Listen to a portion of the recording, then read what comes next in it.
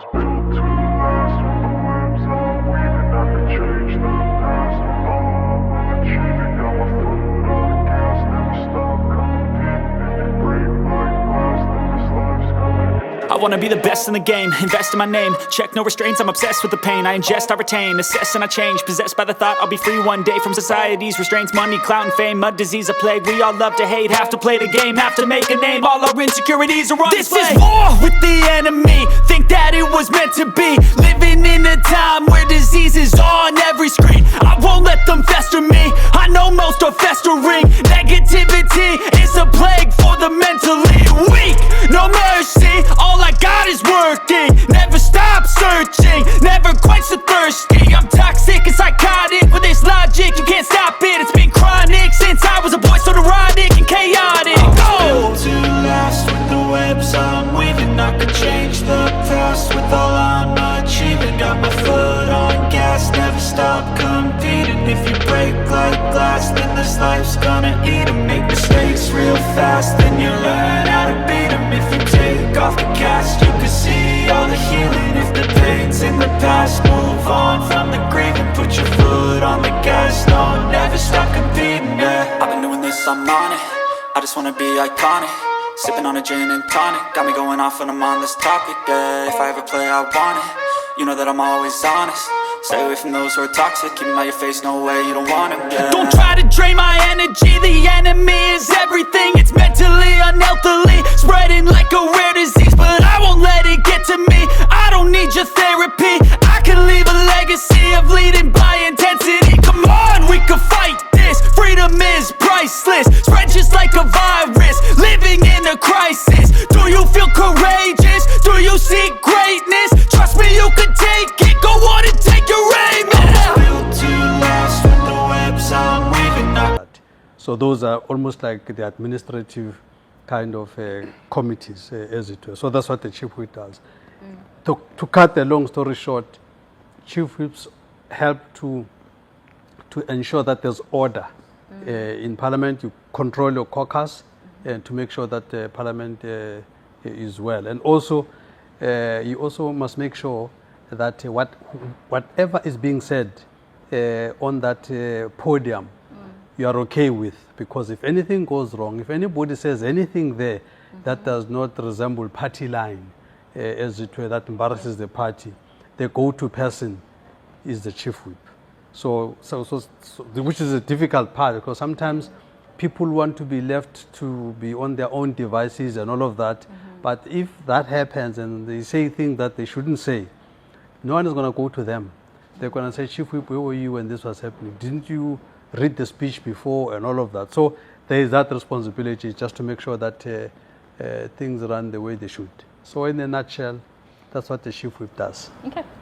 So you mentioned caucus. Let's just touch on the Progressive Caucus. Yeah. So a lot of people are not aware as to what the Progressive Caucus is, and most importantly, they're not aware of the role of it and its charter.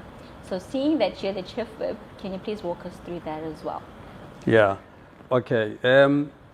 In Parliament, obviously, because with the advent of this coalition of the ANC and the DA and their fellow travelers, you then have the other parties that are more, call it, left-oriented, more revolutionary, and all of that, and more subscribing to socialism, as it were. So we've got those parties on the other spectrum. So we've grouped ourselves as a Progressive Caucus, and the importance of that is that there are certain things that we want to be supporting each other when we push for those kinds of things. If things in the main will be things that are transformation related. We are the forces that make sure that South Africa gets to the next level in terms of transformation. So that's what those forces do. And I must say, despite what happens outside Parliament, inside Parliament, all those parties work very well. We cooperate with each other. We agree on which party should push which project. As an example, when the year starts in 2025, the uMkhonto Wesizwe Party will be tabling a bill, a private member's bill, on the expropriation of land without compensation. So that's what we'll be doing as we open the year. You know that the EFF is also busy with the Pala project, as it is. So we'll support them there, and we hope that they'll also support us with the land bill, and all of that, because also I think the areas of overlap there are almost like 99%, and so on. So there should be no reason why they should support. You know, in fact, we even think even the ANC should support this land issue, because it is also pretty much a 99% overlap with what their own conference in 2017 resolved on. So there should be a lot of alignment of left-wing forces. Even with, you see, the ANC has got a left wing and a right wing. So we hope that the left-wing forces of the ANC will support this bill. And yeah, so that's really what Progressive Caucus does, and that's how we share responsibilities, so that you don't have one party doing everything. For instance, we're all equally capable of doing everything all by ourselves. But because we've got this caucus, we agree that you do this part, I'll do this part, just to make sure that everybody gets their space under the sun. So, members of parliament and constituency work, how does that interlink with not only uMkhonto Wesizwe Party, but also the greater good? Like, what does that entail for them, and how do they bring it to fruition rather than just it being a theory? Can you please walk us through that? Yeah. Members of parliament, you know, the role properly understood is a very important role. Okay. You must remember that in South Africa we've got about 60-odd million people. Now, if you've got 60-odd million people and you only have 400, that represents the interest of 60 million people. You must then understand that the responsibility on your shoulders, that when you speak, in the first instance, you know, I say to people, let's be humble and understand what it means for you personally to be in parliament. It means, give or take, about 40,000 people voted for you, one person. And I'm sure that a lot of us don't have as much of a following as 40,000 people, or even half them, that even a fraction of that. But you're in parliament, and in that seat, you are there at the strength of a minimum of 40,000 people. So that should humble you. You should not think that you are there because of your own devices. You must understand that you are there to represent the interests of those people. And so for us as the MK party, all our members understand the issues, the burning issues that our people are crying about. Yeah. So therefore our duty is to make sure that we support policies that are going to achieve that. And if there are no policies that are achieving that, if there's no legislation that is achieving that, we have a duty to introduce a private members bill. That's why we're doing one, for instance, with the land, because our people are sitting on top of each other in the townships, and the vast land of this country, they're not benefiting from that land. So I want people to have, in the first instance, proper residential accommodation. This is before we go commercial. This is before we go agriculture. This is before we go industrial. First things first, can people please have decent yards? Yeah. Have a backyard, have a front yard. If you want to do your rituals at the back, have the back to do your rituals in, and all of that. We are people of tradition, we are people of slaughtering and all of that. So people must have space to do this. So as uMkhonto says, we understand this very well, and our members are going to push for things like that. We know that most people take water for granted, and most of our people still don't have proper drinking water. Some of them have got taps, but those taps are running dry, and all of that. And someone is going to say to you, no, but that's a local issue. No, because before it becomes local, it starts being national. There has to be a proper plan to coordinate the management of water from the rivers, from the dams, and all of that, and how, before we talk reticulation.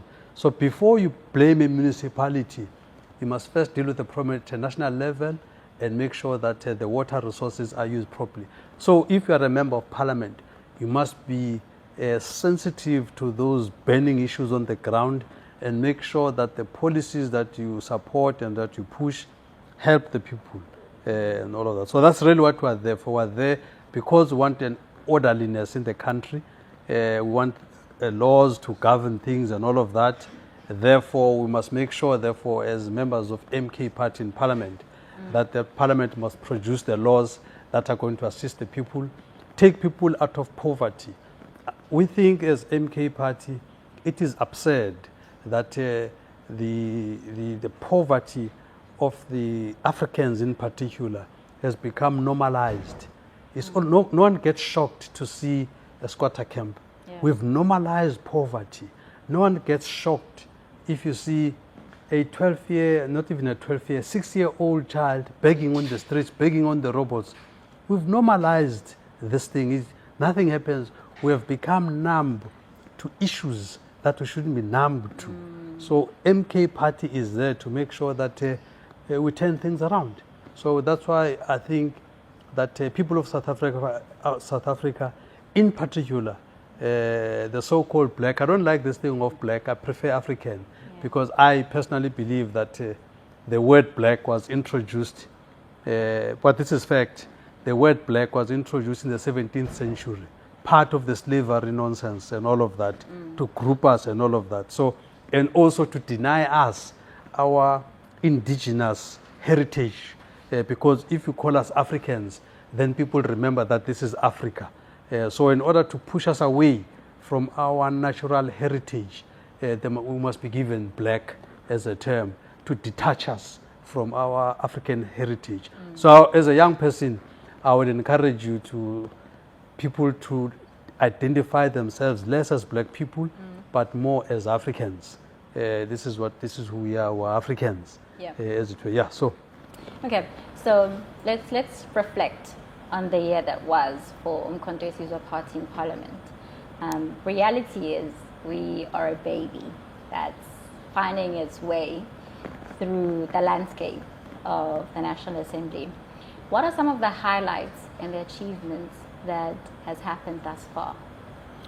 No, I think the very first thing, the biggest achievement that uMkhonto Wesizwe has done is to break the back of the ANC. No party has been able to do that. For the past 30 years, they've been knocking and doing all sorts of things. There's been all kinds of splits. The ANC was just standing and not moving. There have been all kinds of other new entrants. The ANC was still standing and not moving. The first party to drop the ANC to in the 40s is MK Party. So that achievement must not be underplayed, because that achievement has begun a situation of the current dispensation with this coalition now, which has even exposed that the ANC, in fact, is a sellout organization.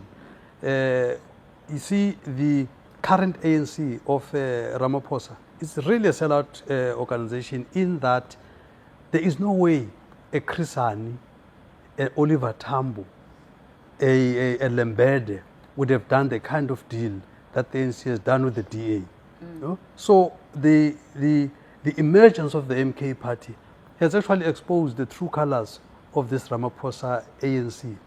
And therefore, if you look at MK, one of the other achievements is that it has created a home for people that want their dignity back. The MK Party is the only party that can bring us our dignity and make sure that we've got our own dignity as a people. So if MK Party does not succeed, hey, then we're in trouble, so much trouble, and we cannot afford that risk. So we would call upon everyone to ensure that this project of MK Party must succeed for the betterment of the country. Yeah. So that's been one major achievement in Parliament. Who would have thought that a major, a leading opposition party in Parliament could be a party like MK? As we start in Parliament, MK becomes the official opposition. This is big. Yeah. This is big. No other parties that have been there have been able to do this except the traditional white parties, European parties, because of the apartheid issues and so on. But of the other African parties that are there, only the MK managed to be the official opposition, and that's not something to be taken lightly. It's a pecking order. It means even in Parliament, there are certain debates that when they start, the next person to respond to that debate must be the official opposition. Even if you've got others that might have bigger numbers like us, like the DA, Yeah. in many instances in the debates, they come after us because we are the official opposition. We set the tone, the rest follows. So I think it's something to be proud of as Proud, MK. Yeah. tremendously so. Yeah. So let's look at the people's mandate. Yeah.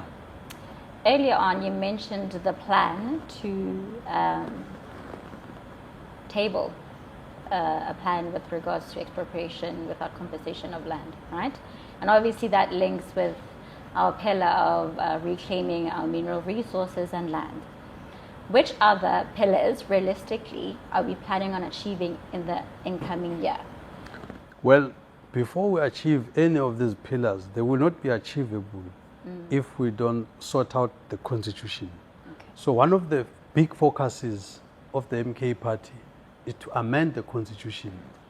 We want to move away from the current dispensation of constitutional democracy to parliament sovereignty. There's a fundamental difference. You see, with constitutional democracy, it means the constitution is the supreme law of the land.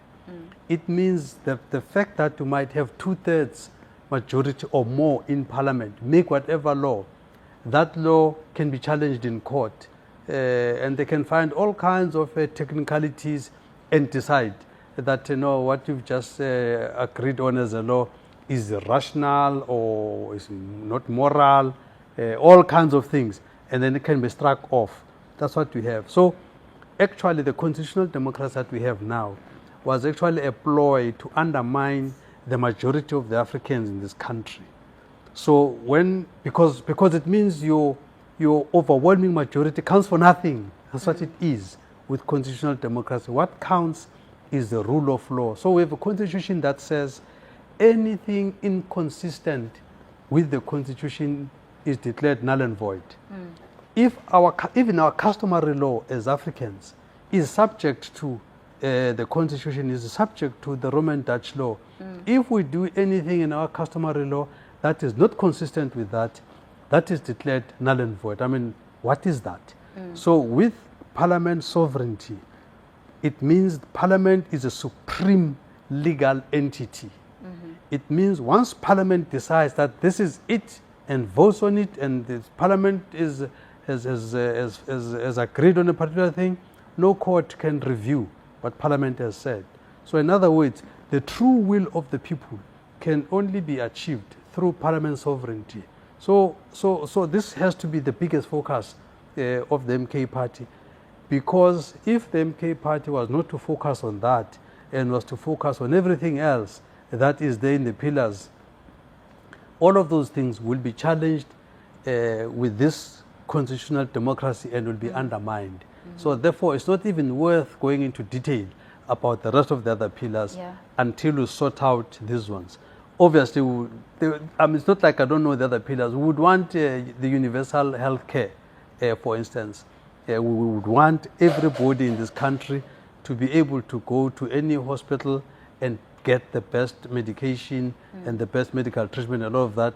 We would want a situation where, in one of our pillars of driving the economy, as MK party, we would want a situation where there is massification of industrialization. Without industrialization, there will be no sustainable jobs. So we have to industrialize, and therefore it means our education system must reflect that policy. So our education system in MK party has to reflect what the economy requires. So if you industrialize and then you build, you educate to bring in technical skills, technical people and all of that, technicians, artisans, all those people, people that can do, engineers and all of those, that's a kind of economy that we want. If we don't do that, then we are going to sit in the current situation where we're just consumers and consumers and consumers, and we go nowhere. We're sitting here right now with about 60% of 60% unemployment in young people. It's a disaster. Yeah. Can't have a thing like this. So with the MK party starting with sorting out the constitution, we'll be able to then roll out the rest of the other policies much better. Okay. I like that you spoke about young people. Yeah. Which leads to my next question. Yeah, I've got a few in my own house. Representation. So, whether we like it or not, young people are the majority of this country, as well as women. When you look at our members of parliament, there aren't any young people there. You, as the chief whip, what is your plan on integrating more women and more young people into the membership, or rather as members of the National Assembly? Right. Let me dodge this question this way. This You can't way. dodge it. You can't dodge it towards you. Yeah, this way. You see, His Excellency President Zuma came up with a very interesting model. Okay. The model he has, which we've all adopted, is one that puts governance at the center of everything. What we do at MK Party, the only party that does this, is to say there are deployees and there is the party.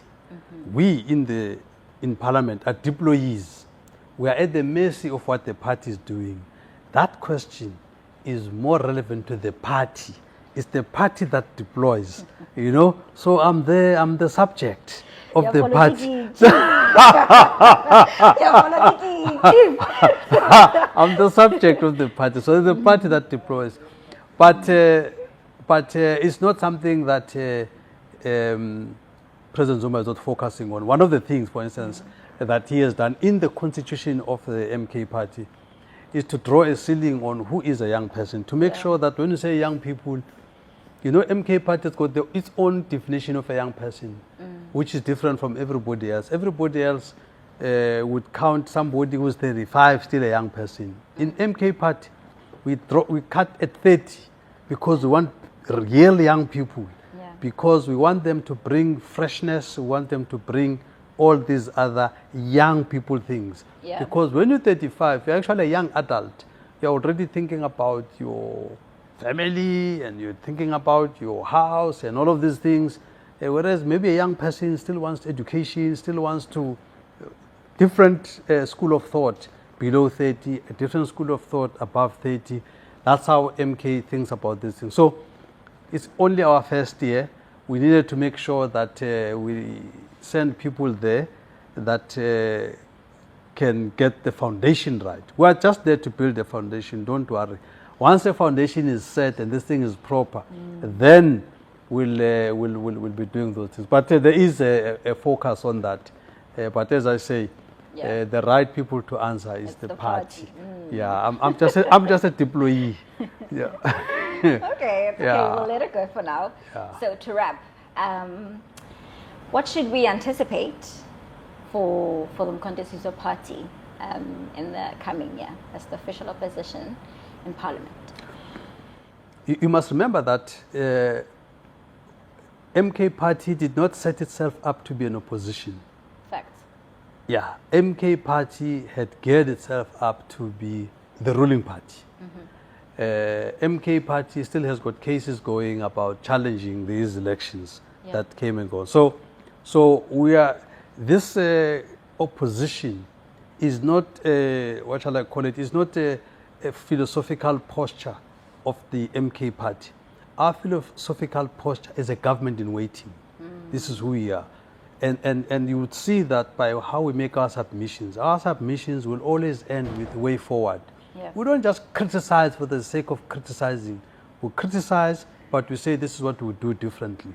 None of that. For instance, we criticize even the issue of the 5 billion for the e-tolls, because we think that they have, instead of